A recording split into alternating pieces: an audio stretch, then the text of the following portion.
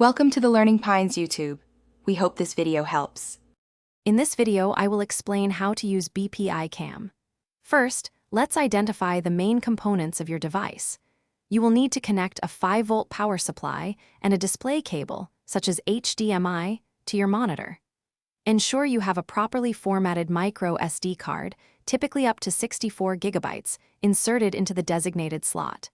This prepares your camera for its initial power-up and operation.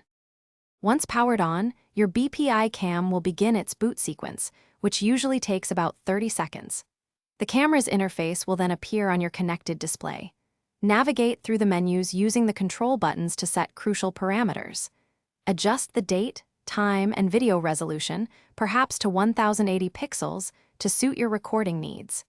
These initial steps are vital for proper functionality. To begin recording, simply press the designated record button or issue the appropriate command through the interface. Your BPI Cam often offers various modes, such as continuous recording or time-lapse, allowing for flexible usage. After recording, you can easily transfer your footage. Remove the micro SD card and insert it into a card reader connected to your computer to access and save your files. Beyond basic recording, your BPI Cam may offer advanced features like motion detection, triggering recording only when movement is sensed. Loop recording is another useful option, overriding the oldest files when storage is full.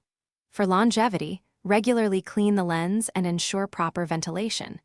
If issues arise, check power connections or reformat the SD card. These tips ensure reliable performance. Thanks for watching. Consider subscribing if we helped you.